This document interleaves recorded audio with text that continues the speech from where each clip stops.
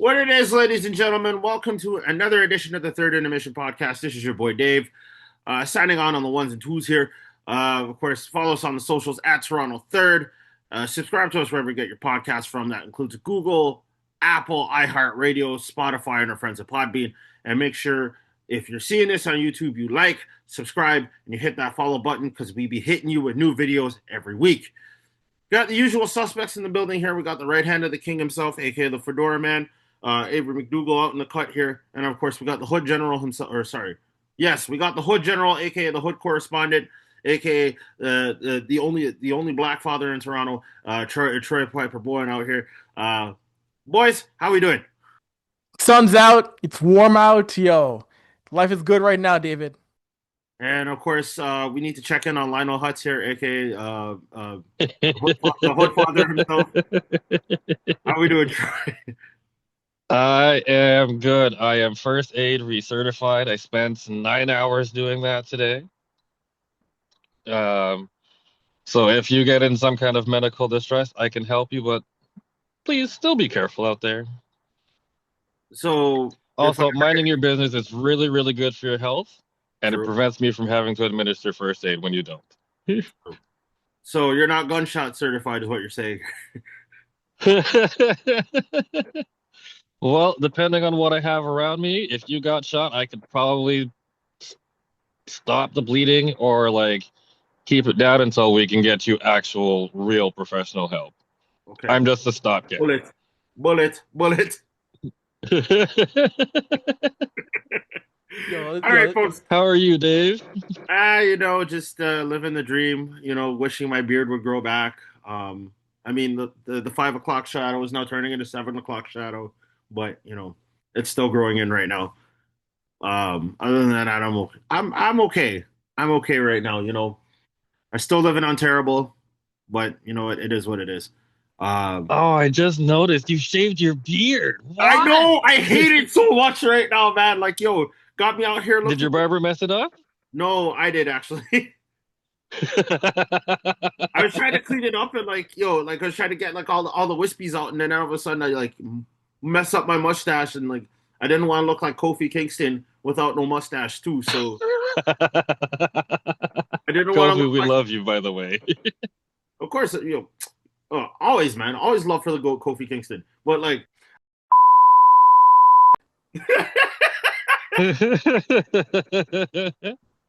oh, man.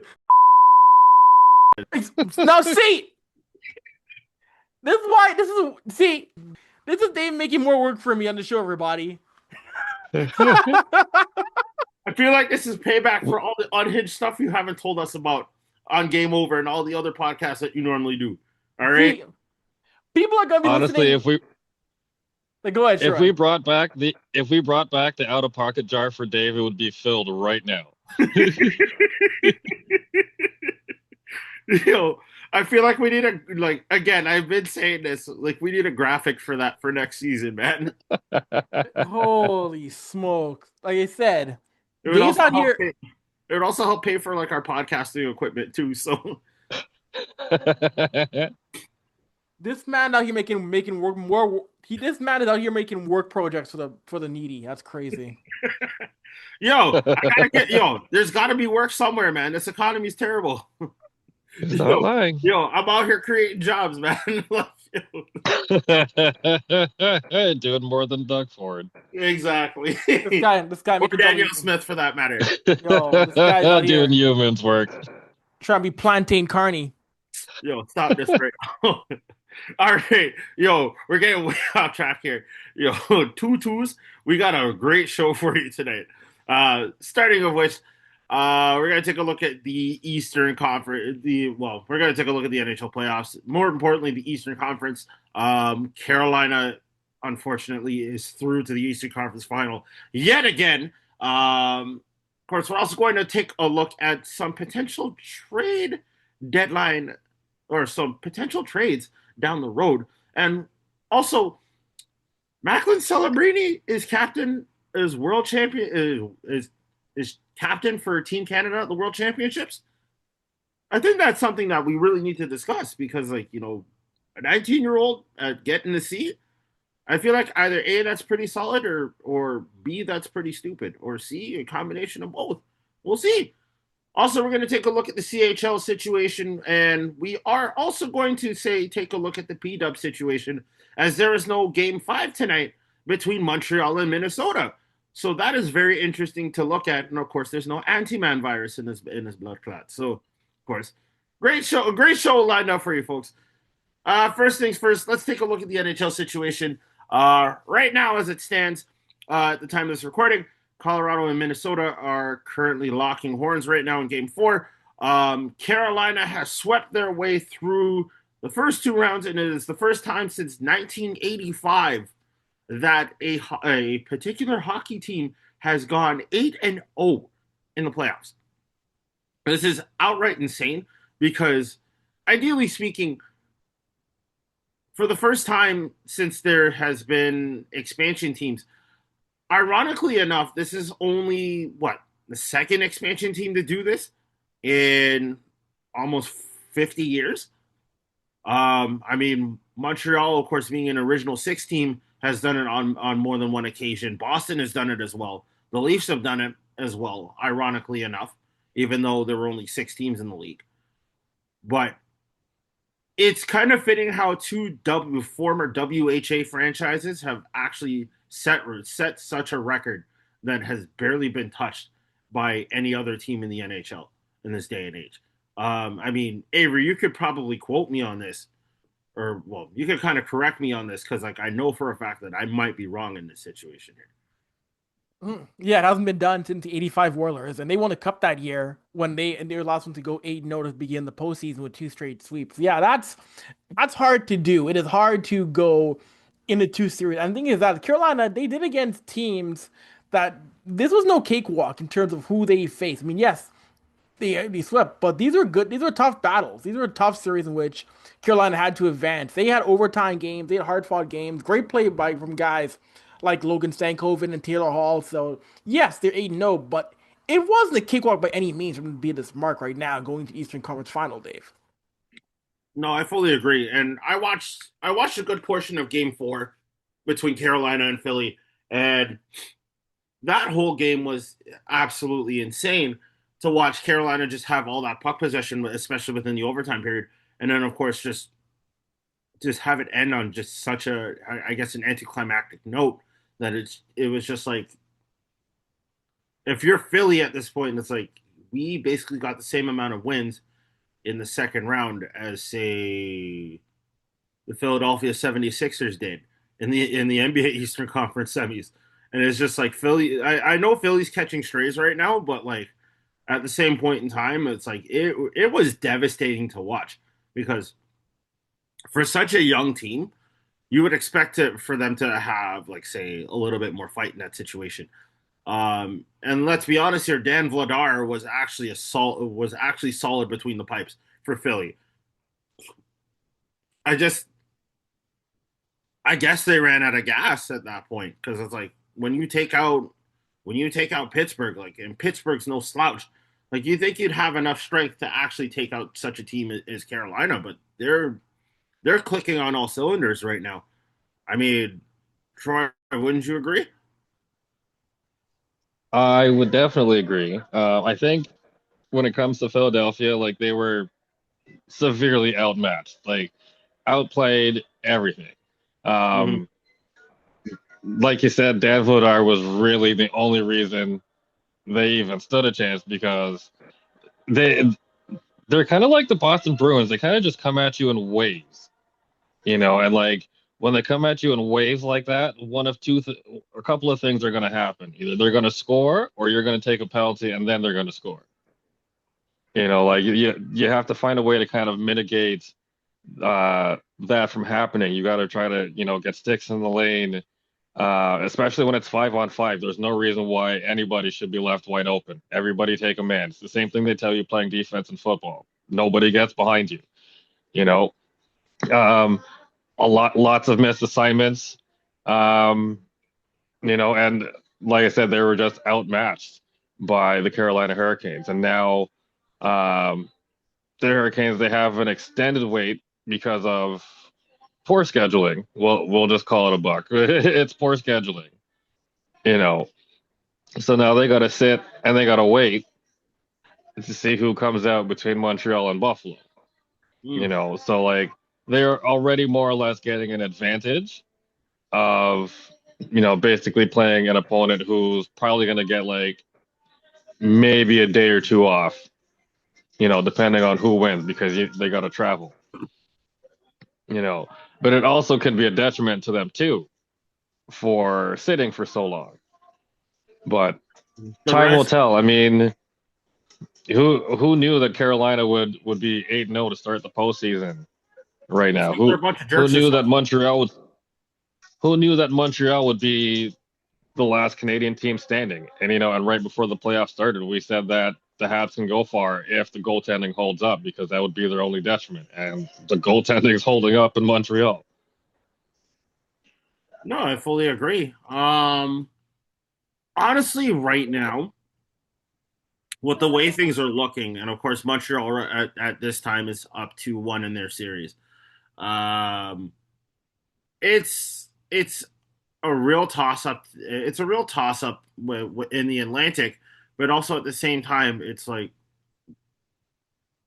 is it worth asking? Like, okay, is basically the winner is the winner out of the East essentially going to be Carolina because like obviously Buffalo is a damn good talented team and same with Montreal, but I don't know if they'll be able to hold a candle towards Carolina going forward here. You know, but that's just my personal opinion. Avery, what do you think? I look at that series between Montreal and Buffalo, and one thing I see is that goaltending Jakob Dobes, he is someone who has found his groove in the Montreal net. So I think he can definitely hang with Carolina if the Habs do find a way to move forward. Also, too, that Montreal team, they're getting great production from their top forwards, their grinders. That's a Montreal team that, again, I've said it before in different shows, that Habs team is playing loose because there's not really many expectations on what this Habs team is supposed to be. They are ahead of schedule once again. So I think if that team can go in, maybe Buffalo, they can go into an Eastern final loose against Carolina, it'll be more competitive than people might think. I have to say though, like obviously we're looking at Canada's other team right now in the Buffalo Sabres, and of course trying to hold on to whatever they have left in the tank. Like I feel like Buffalo has a capability of like say potentially doing some damage and maybe getting their first Stanley Cup in franchise history. I mean, it has been almost 50 years, or no, it's been over 50 years since Buffalo's been to since Buffalo's even touched the Stanley Cup, let alone been been been in operation in the NHL. And they've been to two cup finals. Hopefully the third time's a charm. But ideally speaking, in this series right now, it's essentially looking like Montreal might run away with this, especially with especially if Slakowski can actually wake up and start scoring. But ideally speaking, right now it's still early. I mean, when this episode drops, we could be at Game 6, and Montreal could be up 3-2, or Buffalo could be up 3-2 right now. You never know. So obviously, we're going to keep an eye on the situation. Taking a look at the Western Conference situation as well. Colorado is currently up 2-1 in their series right now. Then, of course, we also have our favorite scapegoat, Mitch Marner, right now. As Vegas is up 3-1 in their series against Anaheim, and we were kind of expecting for a little bit of chaos for Anaheim to actually be able to pull this series out, but it's looking like Vegas might run away with it. Um, Obviously, with Mitch Marner's inspired Hold play, on, Dave. What are you doing? That series is 2-2, and I won kind last of night. do. Yeah, Thank it's you two very much two. for correcting me on that. I kind of felt a little bad on that. Folks, my apologies. Of course, like I said, with things starting to run away in that series right now, with Mitch Marner being the scoring leader that we didn't see coming at this rate. I'm kind of sad that we as Leaf fans had kind of held him back, but I don't know. Troy, what do you think? I wouldn't say the fans held Marner back. It's management because what I've noticed, yes, as fans, we definitely rode Marner. We gave him the business for sure, Yeah. myself included. Mm-hmm. But you kind of have to look at it like the other side of the coin here, where it's like he is surrounded by much better players. Yes. He is surrounded by much better players. Um, a more cohesive, a more cohesive team. Like there's clearly a system in place that's much better than what he played in with Toronto. Vegas went, a coaching change super late in the season, but it doesn't really seem to stop Marner's progress.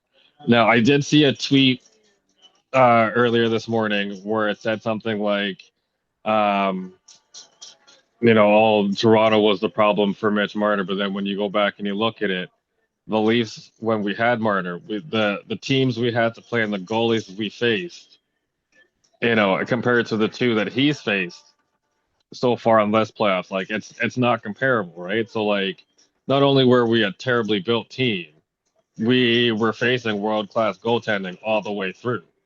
Mm-hmm. He jumps to the West, and he gets, sorry, I can't pronounce the Utah goalie's name. Halarm guy. I'm terribly sorry if I'm mispronouncing that. Kirill Ramelka. Kamelka, sorry. Yes, Kamelka. Sorry, buddy. I don't mean to mispronounce your name. And then Lucas Dostal. I mean, I'm not saying that either one of these goalies are like bottom of the barrel bad, but these are still fairly unproven NHL goalies.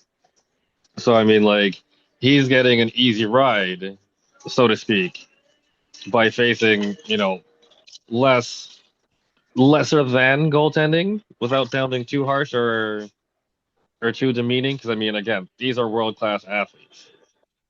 But I mean, No, like, the level of goaltending he's faced as a Leaf compared to as a Golden Knight is night and day.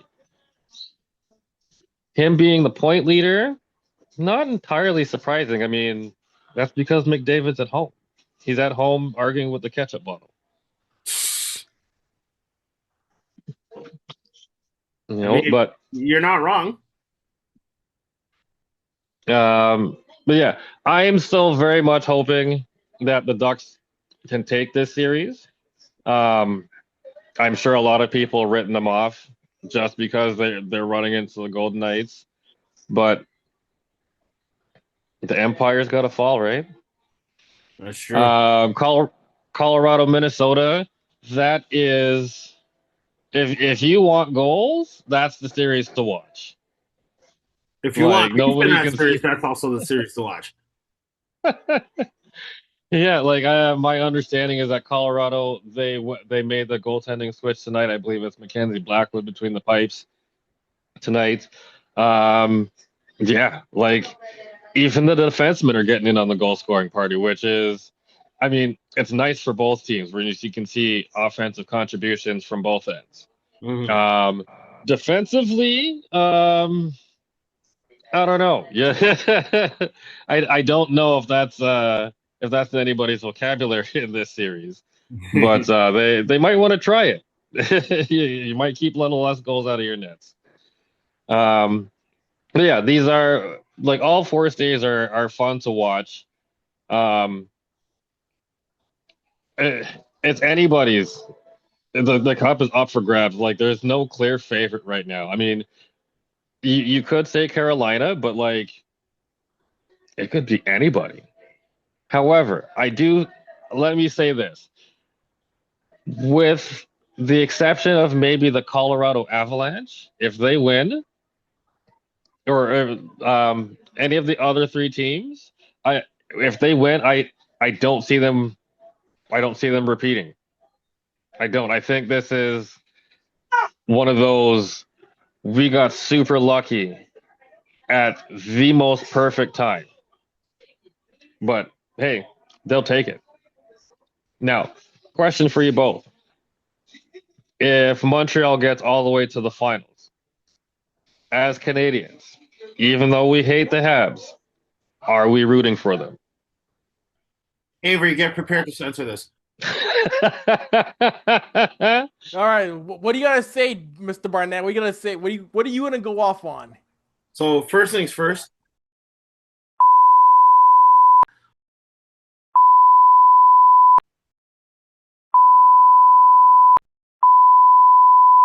As a Leafs fan, just know. But they're Canadian. Look me in my blood clot eye right now. Like, yo, me just say no. And me say it again. No. Avery, what say you? For a fun factor, if it's a cup final of, say, Montreal and say Vegas, Montreal, Minnesota, Montreal, whoever, Montreal would be my choice against a Vegas team that is very banged up, and I think Vegas right now is at the end of the road in terms of, I mean, Anaheim could still knock them out. Anaheim could still give them a fight in that series, but I will look at this camera, look into this show right now and say, I am not rooting for a Vegas win if it means a Carter Hart Cup title. Hell nah. Hell nah. That is something I'm not going to tolerate. And even same for Anaheim. I don't want to see Joe Quenneville win another cup. No, I don't want to see Joe Quenneville have more success. Yuck. So if it's those two, if it's Anaheim, Montreal, or Vegas, Montreal, of course. Again, fun young team that has shown people that, hey, they're ahead of schedule. If it's Montreal against Colorado or Minnesota, I got to think about that one a little bit more because it's been tough stopping the Avalanche juggernaut. I mean, we've seen Minnesota trying, but if it's the Wild or Avalanche, that's a tough one to go against Colorado. But I would say Colorado. If it's Montreal against the Golden Knights or against Anaheim, Montreal easily. No, I feel that. I mean, again, there is nothing wrong with a little bit of chaos, especially when it comes to the playoffs. And it would be kind of ironically fitting that the second team in Quebec faces the original team in Quebec for a chance at the Stanley Cup. And it would be completely interesting to see that matchup happen. I, for one, would like to genuinely just see Buffalo finally just get somewhere. Or you know what? Actually, I'm I'm gonna say this real quick. I want to see Buffalo and Minnesota, two teams who have never even touched the Stanley Cup, go into the final because it's like you got you got a young Midwestern, sorry, not even a Midwestern, like a young, just a young hungry team on both like say the East in both the Eastern Conference in Buffalo and in the Western Conference in Minnesota. And like you have young leadership, you have great goaltending, you have great defense, and it's like you have stars there as well. And you have guys who are willing to prove themselves on both sides of the coin here. And it's just like which team is actually going to get their first cup at the expense of the other. And we had a chance to see that when when Ottawa was essentially one goal away from going to the Stanley Cup final and only to lose to Pittsburgh in double overtime that year in the conference finals. And of course, we had Pittsburgh Nashville, right? We were robbed of Ottawa Nashville this series back in like 2016, 2017, give or take. So it's like we haven't had any like say first time matchups like ever or like within the last few years. I mean, the last time we had something like that was Washington Vegas back in 2018. But until then, it's like there hasn't really been much in regards to like say first time cup winners facing off for the first time. So ideally speaking, I would like to see something a little bit crazy happen in that situation, but when do I ever get what I want in this? When do I ever get what I want in this world? So it is what it is. Great hockey, Aguan. Anyways, let's move on to our next topic here. Avery, I'm gonna let you fill this in for a second. Let me go now. Where do you want me to go? Well, I mean, considering the writers coming from your ends, I feel like you know what, maybe you should talk about that whole hypothetical trade of Darnell Nurse for Morgan Riley. Yes, so Jim Matheson of the Edmonton Journal proposed the idea of a straight up trade of Morgan Riley for Darnell Nurse, and the reception online was far more receptive from the Edmonton end than the Toronto end. It would give both players a refresh. Riley going west, Nurse going back to Ontario, and that could be something that both players need. We've seen both Riley and Nurse having tough years in 25, 26, and guys probably do need a fresh start in different markets. Both guys have shown they can be offensive, they can be physical. So I think the matter is, would Toronto eat that Darnell Nurse cap hit? That I think is a big thing. Would they take out that 9.25 million? But I wouldn't be opposed to that kind of deal that gives both these guys a fresh start. What do you think, guys think about that idea? I am going to say no, no, absolutely not, definitely not. Forget about it, and no again. Um, did I say no? Did I mention that already? You did, Troy. I'm gonna. Okay, so just in case you guys didn't hear, I'm gonna say no one more time. Sorry, what did you say? Just uh, just just so my hearing is better. I said nah. So I don't like this because you're trading a lefty for a lefty. The other problem happens to be Morgan Riley's no movement clause. He has one of those. So you're going to have to get him to waive it to move. Um, and now if you're McDavid, now that not that there's anything wrong with Morgan Riley, is that enough to get McDavid to stay? Probably not. Probably not. Probably not. Um, Plus, there's a lot of money in that Riley contract too, right? So I mean, like if Edmonton takes that on, you're stifling anything going forward, and you're basically just fast forwarding that McDavid clock on whether or not he leaves. And if you tie up a bunch of money now in one guy, like unless that name is Sidney Crosby or you manage to pry Nathan McKinnon out of Colorado, that ain't happening. But yeah, I wholeheartedly do not think that this is a trade that anybody should entertain or take seriously. The only time I would ever agree to something like this is probably 2K, but even then, I probably still wouldn't do it. Like, are we really gonna do another Waffle House trade? This time in the NHL? Because like we already had some Waffle House situations with the NBA and with baseball and with football. We don't need another back. We don't need another back alley deal where say one team gets stacked and then the next thing you know, lo and behold, we get the first round pick of the draft the next year just out of sympathy. Like I ain't trying to deal with that again. We already had to deal with that with the draft lottery this past week where we had a circus and we had a circus of a hiring for a GM, and the next thing you know, the league felt sorry for us and rigged the draft for us, or rigged the draft lottery for us. I ain't trying to deal with that again. So again, we're already hated by Alberta enough as it is over here in Ontario, and of course, everybody in Ontario hates Toronto. So again, we don't need any more nonsense in this situation where it's like, especially on a hockey front, where you trade dart or you trade one lefty for another lefty, and the other lefty on the other side of things happens to be complete and utter trash. Like, I'm sorry, like I love Morgan Riley, but like, yo, dude's been kind of faltering for the last couple of years. And you know what? Like, I feel as much as we do need to fix our aging defense core, Darnell Nurse is not the answer.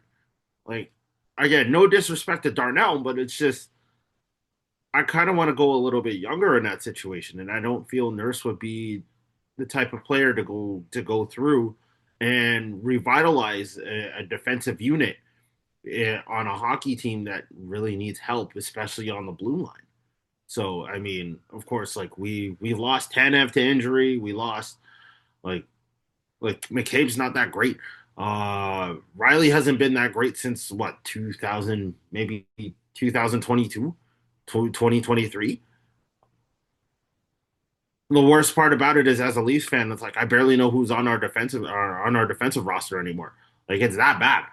But like at the same point in time, it's like I really don't want Riley to move his no trade clause just to go into a situation and essentially get the same player back. So I wouldn't make this trade if I were Toronto. Avery, what do you think? You guys are right. Troy's right. Mentioned it would be one where Riley's got to waive his no trade clause, and same way for Darnell. It's a matter of guys wanting to make this trade happen, but it's one where I think for Edmonton's point of view, it probably would be one where they're trying to say, "Hey, look, we're trying to improve the back end."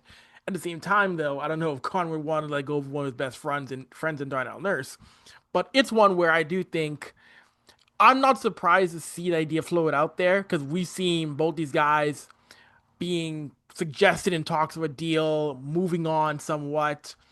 But yeah, I do think that these both these teams would rather try and go somewhat younger on the blue line, try to think of the future to an extent. But yeah, either way, I'm not surprised we're seeing these kind of suggestions coming up. And you know what? Hey, maybe we're all shocked going to the fall, and one of these guys is elsewhere besides Edmonton or Toronto come this fall.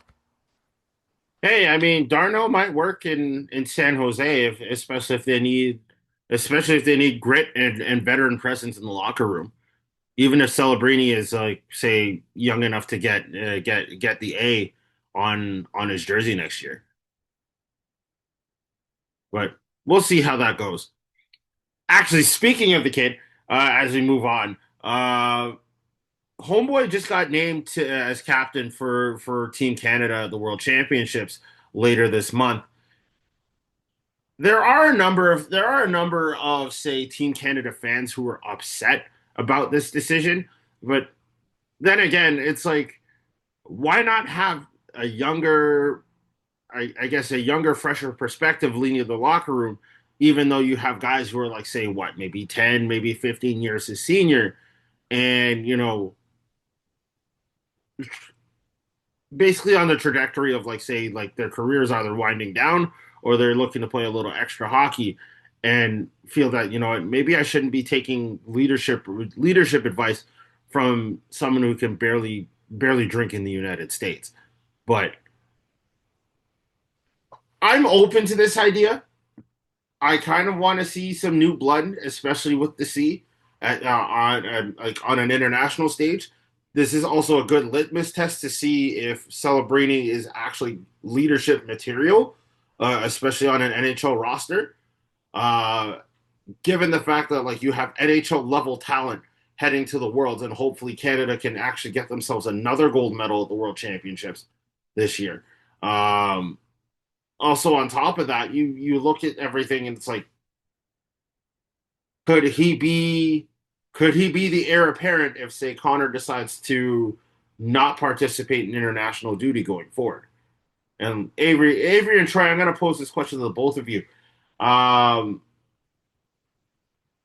do you see Celebrini potentially taking the mantle away from Bedard as say the next heir apparent to Team Canada's captaincy?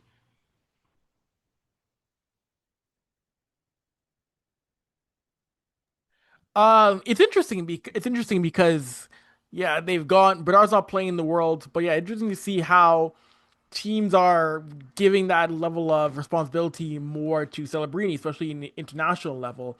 And personally, I don't mind.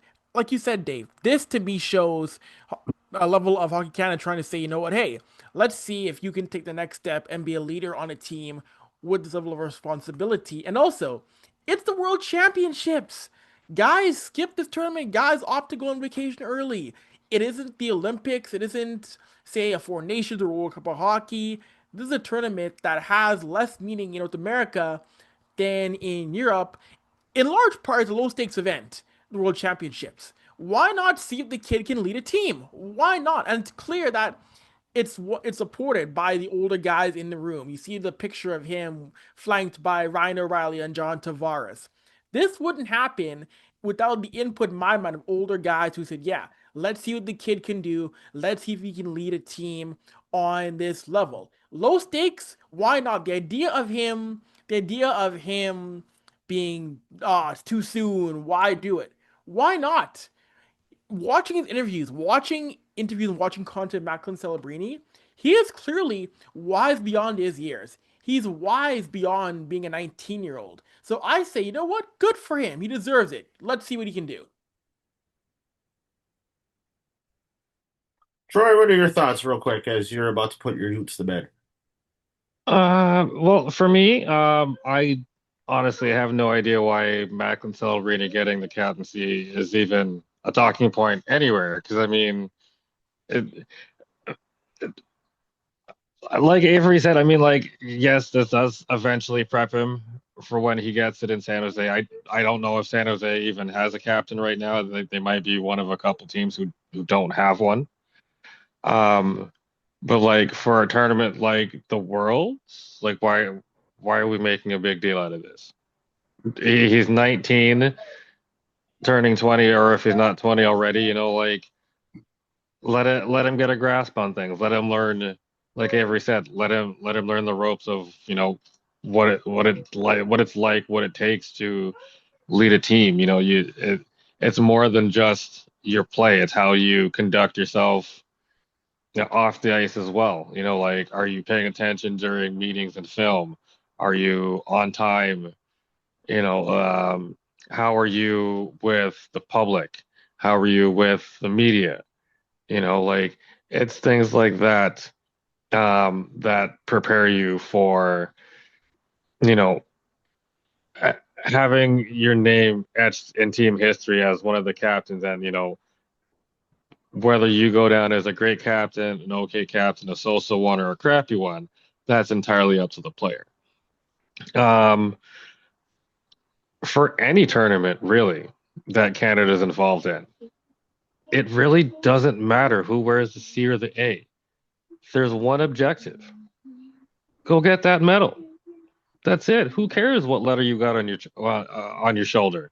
Doesn't matter. You're all there for one purpose. That's it.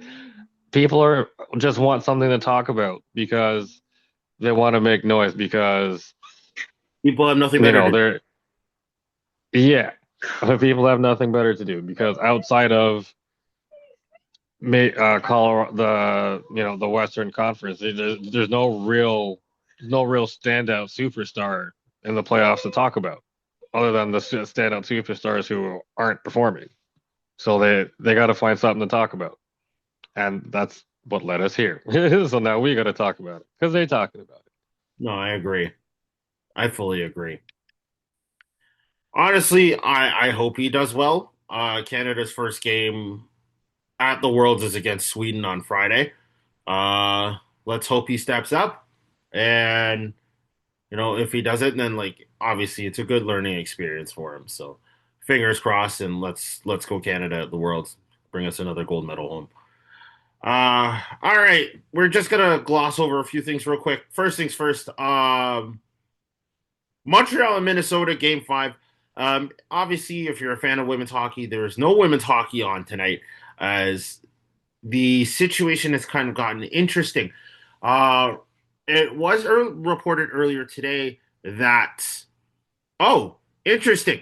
As I'm saying this right now, Game Five has officially been rescheduled to Tuesday, which would be tomorrow at 7 p.m. As it stands right now, a player did contract an illness, and the game had been postponed. Of course, this was supposed to be Game Five between Montreal and Minnesota, with the winner having the right to play Ottawa in the Walter Cup final. Of course, considering the gravity of say airborne viruses and illnesses right now, and the hantavirus potentially being an issue, of course the PW didn't want to take any chances and essentially just said, "Hey, let's indefinitely postpone this till so we can confirm whether or not it's hantavirus or if it's just another respiratory illness. Avery, I'm probably sure you have a little bit more on that real quick. The virus is not a hantavirus illness, which is a great thing.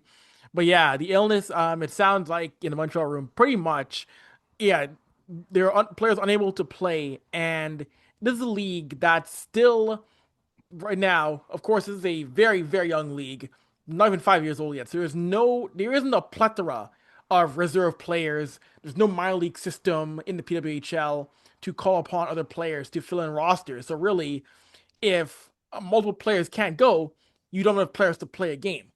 So as opposed to playing shorthanded by how many players, I do think the smart decision is to postpone until Tuesday. But also, too, one thing I find just odd is that in this series, Dave and gang, they were playing back to back. How often do you see in any hockey league playoff games at the pro level being played back to back?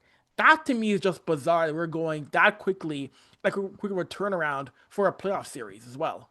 Or they were trying to go back to back, and now they have to play on Tuesday. But still, I feel like that probably, I'm just assuming, it probably didn't help things that quick of a turnaround with analysts going around as well.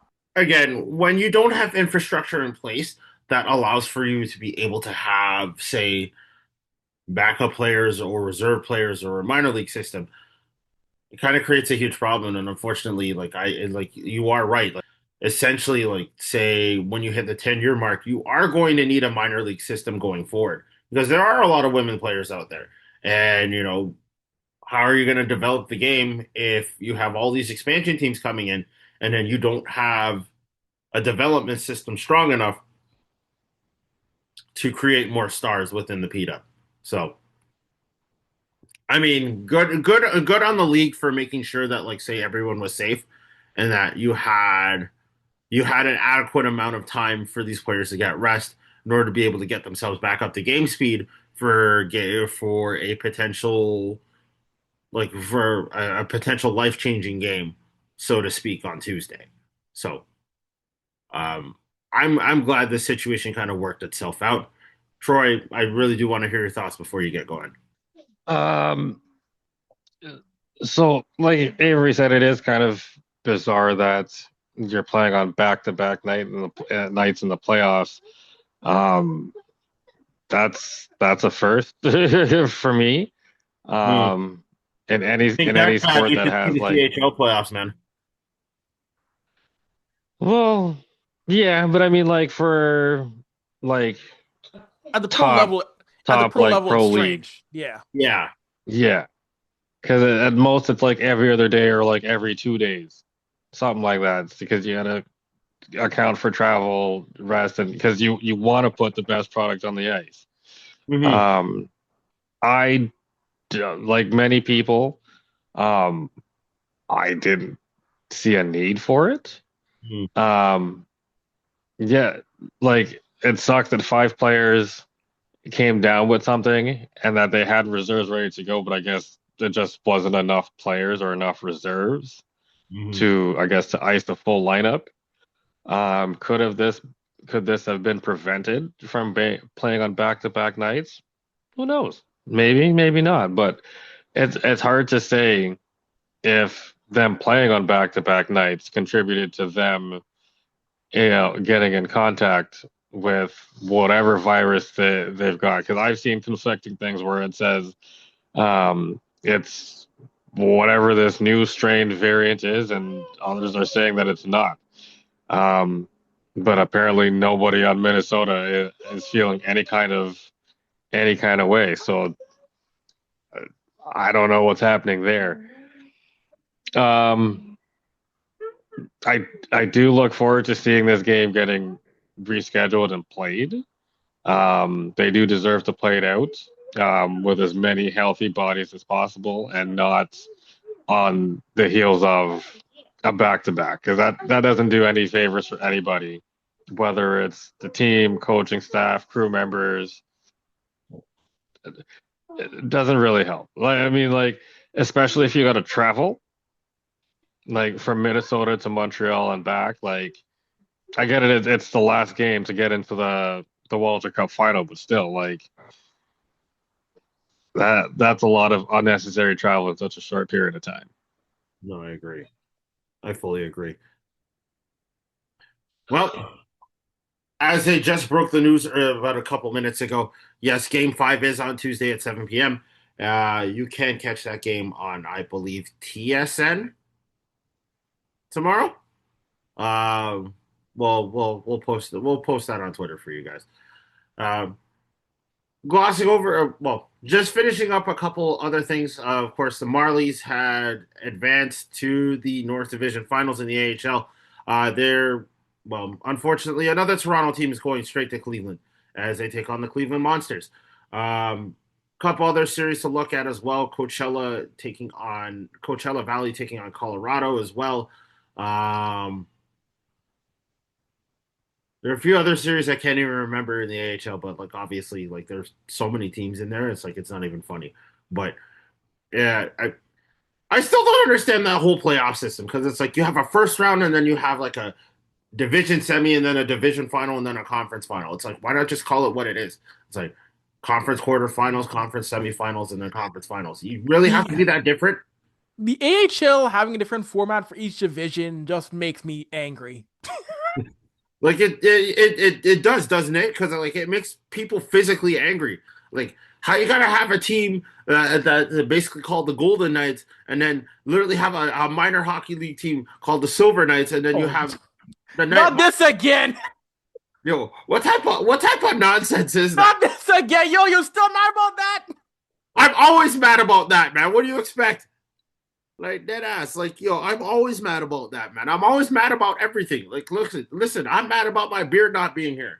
I'm mad about the fact that I have to pay taxes. I'm mad about the fact that black people can't walk down the street without being called a hard R at some point. But like, I'm also mad about the fact that like black people can't literally do anything without minding their own business. But like, in any event, like, I'm mad about everything. How long have you not known me for? Anyways, um, let me just go into these other playoff series, just not to be disrespectful to the AHL and the Calder Cup. Of course, Marlies did win the Calder Cup back in 2018. Springfield, of course, massively pulling off the upset against Providence. They're taking on Wilkes-Barre in the Atlantic Division Final. Grand Rapids and Chicago in the Central Final, and as I mentioned before, Coachella Valley in Colorado in the Pacific Final. In the North Division, Final, it's Toronto and Cleveland. All these games do end up starting as of tomorrow, so that is going to be interesting. And then, of course, last but not least, the CHL.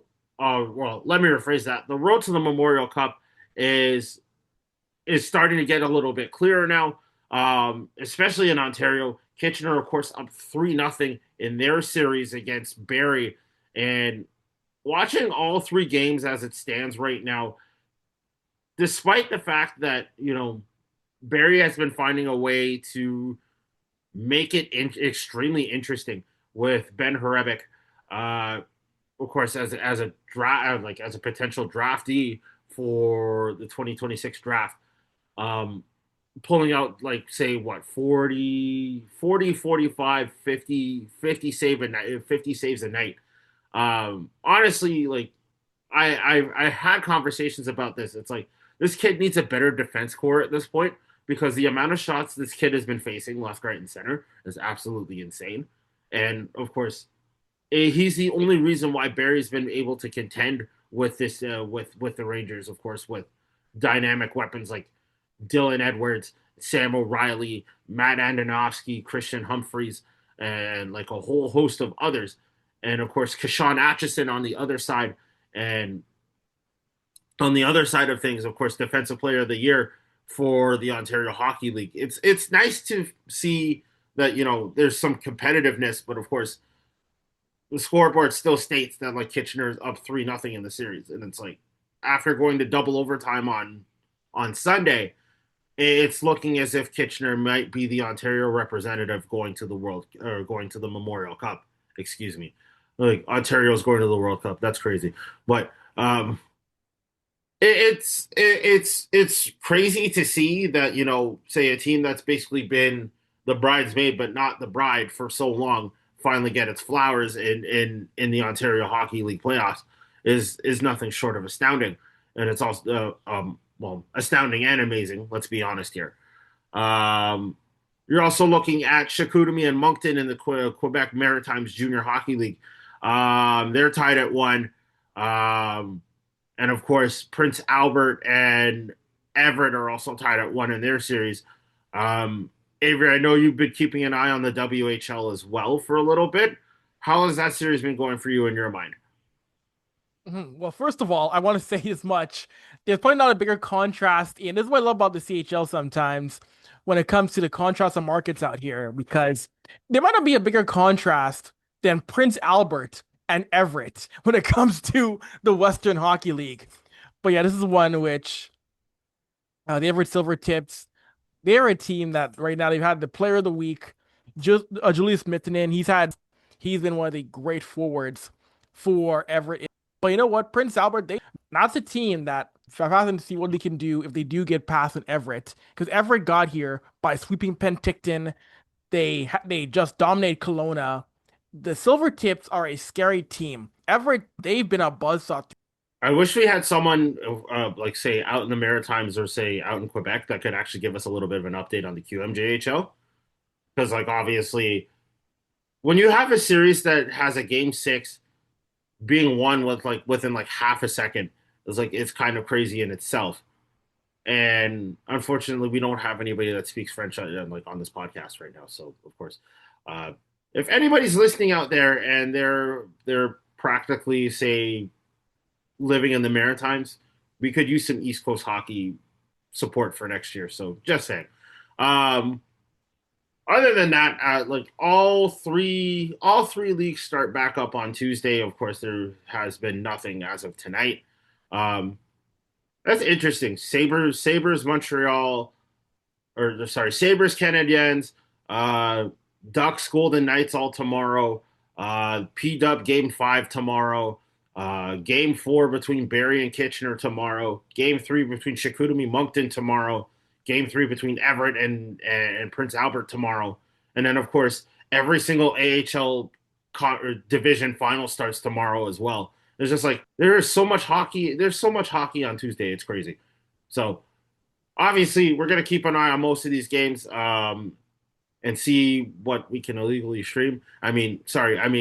What we can get on television. Excuse me. So, yeah, I think I'm going to end this now before I get picked off at some point as I'm sitting by my window. So, of course, we want to just say thank you for letting us grace the space in between your head top.